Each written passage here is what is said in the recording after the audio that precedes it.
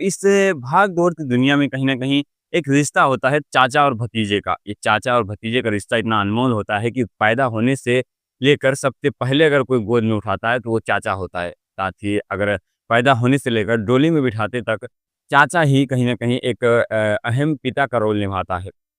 अगर माना जाए तो एक तरीके से चाचा भी कहीं पिता से कम नहीं है, लेकिन एक ऐसा भी चाचा है जिसने अपनी ही भतीजी के साथ ऐसा दुष्कर्म किया जिससे पूरी समाज को इस चाचा नाम से शर्मसार कर दिया। तो नमस्कार, मेरा नाम है आशीष, आप देख रहे हैं बेल्ट न्यूज़। तो आज की ये जो कहानी है ये है उत्तर प्रदेश के जिला श्रावस्ती की। श्रावस्ती में हरदत्तगंज में एक ऐसा आरोपी सामने आया जहाँ पर उसे भागते हुए पुलिस ने गोली मारी। तो ये कहीं न कहीं सनसनीखेज था, ये सामने आया, लोगों के बीच आया। तो जिसके बाद बताया जा रहा है कि जो लड़की थी, भतीजी थी, वो आंगनवाड़ी स्कूल के वहीं हरदत्तगंज के पास आंगनवाड़ी स्कूल में पढ़ती थी। जिसके बाद वो आंगनवाड़ी स्कूल के सामने कुछ पेड़ लगे हुए हैं, यानी बगीचा टाइप वहाँ पर वो खेल रहे थे। जिसके बाद चाचा वहाँ पर पहुँचता है, चाचा का नाम गोपाल बताया जा रहा है। गोपाल वहाँ पर पहुँचता है, पहुँचने के बाद कहीं न कहीं अब उस लड़की के साथ दुष्कर्म करने के फिराक में आया था।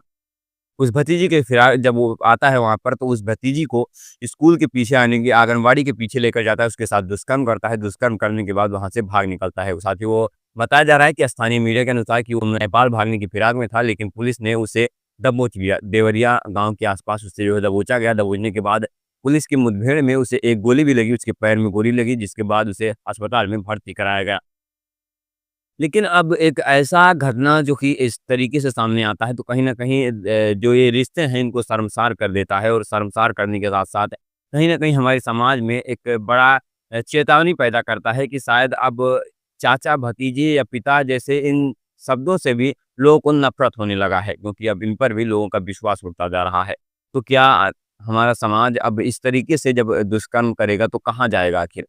हालाँकि अब उसे पुलिस ने गिरफ्तार कर लिया है। पॉक्सो एक्ट के तहत उसे जो है उसकी सज़ा मुकर्रर की जाएगी। बाकी इस कहानी को सुनाने का उद्देश्य किसी का दिल को ठेस पहुँचाना है, किसी के मन को उदास करना नहीं, बल्कि लोगों के अंदर जागरूकता फैलाने की कोशिश है कि अगर आपके घर में भी कोई ऐसे लोग हैं, तो सबसे पहले तो मैं बच्चों से गुज़ारिश करना चाहूँगा, लड़कियों से गुज़ारिश करना चाहूँगा कि अगर आपके साथ कोई भी गलत काम होता है, कोई भी आपके साथ दुष्कर्म करने की कोशिश करता है, सबसे पहले आप अपनी माँ को बताओगे, क्योंकि माँ जो है वो कहीं न कहीं अगर पिता भी कोई ऐसा दुष्कर्म का कार्य करता है, तो कहीं न कहीं माँ जो होती है वो उसके खिलाफ कोई न कोई कार्रवाई, सख्त कदम ज़रूर से उठाने की कोशिश करेगी। अगर माँ भी नहीं सुनती तो आपको सीधा अपने पुलिस स्टेशन जाना है, उसके खिलाफ कार्रवाई करनी है। आपको इससे नहीं डरना है कि हमारी इज़्ज़त जाएगी या बेइज़्ज़ती होगी, क्योंकि इसी को डर-डर कर हमारा समाज जी रहा है, और कहीं न कहीं लोग जो दुष्कर्म करने वाले आरोपी हैं, वो लगातार इस तरीके के घटना को अंजाम देते रहते हैं। तो आप सभी को उनको कहीं न कहीं पुलिस के हवाले करना पड़ेगा, उनको सलाखों के पीछे भेजना पड़ेगा, ताकि इस समाज को पता चल सके कि जब भी कोई दुष्कर्म करेगा तो उसके खिलाफ कोई न कोई सख्त कार्रवाई होगी। तो बाकी